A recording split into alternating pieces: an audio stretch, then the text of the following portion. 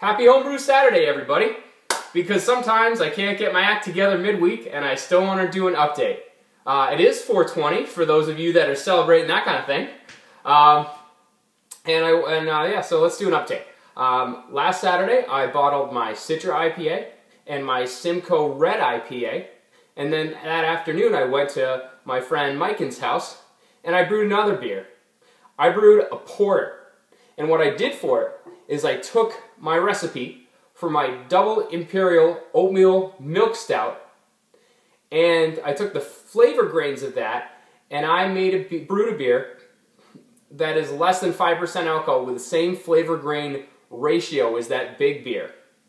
Here it is, Pipsqueak Porter. Obviously no carbonation to look at right now because this is right out of the fermenter. And let's talk, so speaking of fermenters, let's talk about the fermentation. So I pitched the yeast at Mike's at about 62, 64.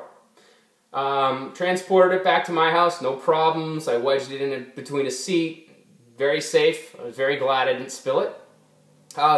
Came back here, it seemed to have a lag. I didn't see a lot of activity for almost the whole 24 hours, and I did start the yeast beforehand. I typically use White Labs, and I did in this case. I used WLP007, that's the dry English ale yeast. Really great attenuative, clean yeast when you don't need anything but a little bit of bready, yeast-driven flavors in your beer.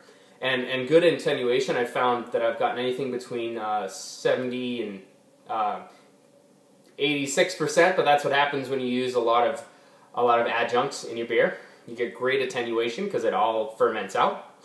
Anyway, so got a lag, slow start, and then seemed to get a whole big rush all at once. The temperature got all the way up to 68. And then Thursday afternoon I decided, oh, I don't see any more bubbles. It must be done fermenting. Did not take a gravity reading. Did bring it downstairs to the basement, down there, where it is like 57, and the beer got down to 59, I think. And so today I took a gravity reading. Here it is. This is the end of my gravity reading.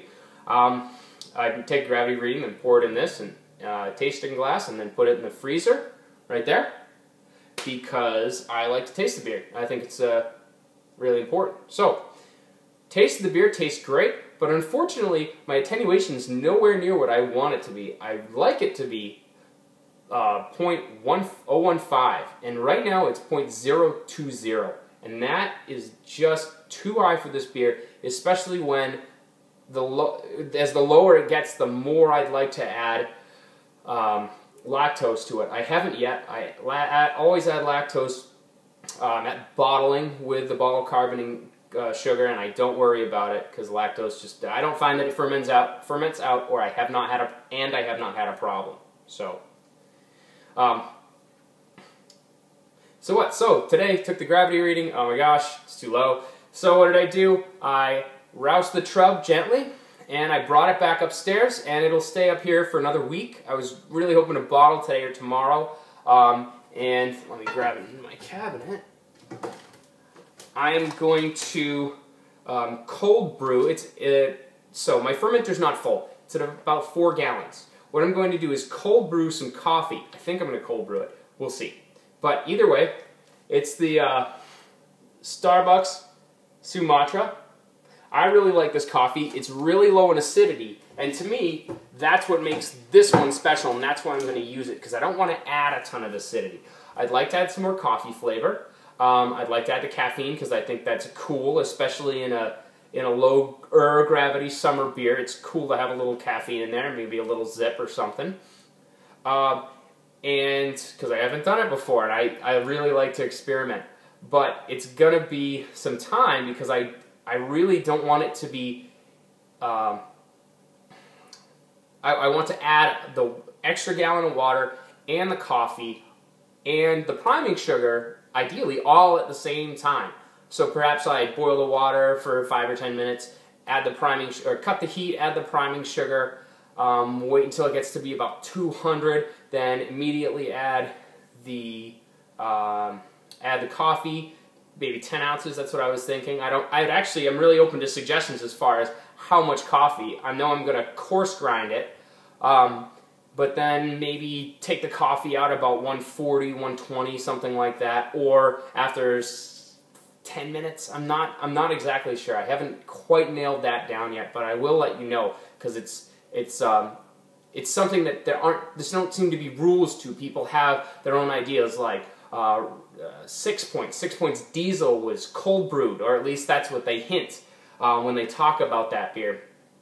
I thought about cold brewing this one, but unfortunately you really don't get the caffeine out, or I don't feel like I get the caffeine out of the coffee when I cold brew, because I have before, so I can speak to it. So that's the Pipsqueak Porter. What else? So let's talk about what other beer I'm drinking today.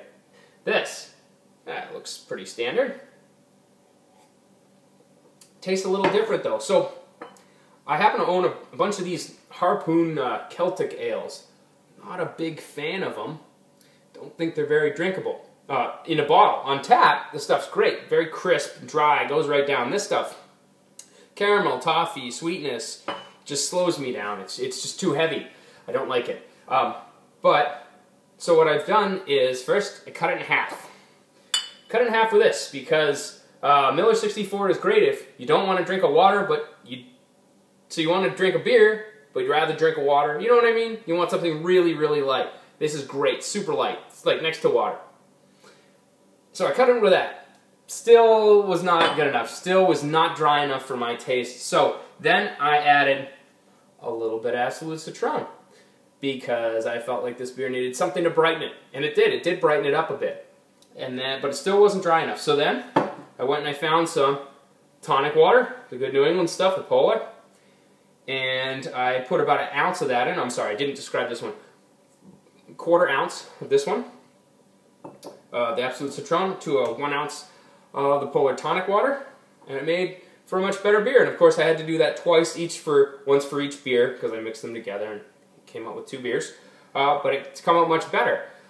I know this isn't the first time I've talked about a beer cocktail, but I'd still like to hear people's responses. Do you ever do that? Do you ever mix your beers trying to find something you like and can drink? Anyway, yeah, so that's been my update. Please leave a comment if you've got some feedback regarding the coffee, or if you want to talk about what kind of things you do to your beer that doesn't quite come out right and you don't want to throw it away and you still want to drink it. Happy Homebrew Wednesday, everybody.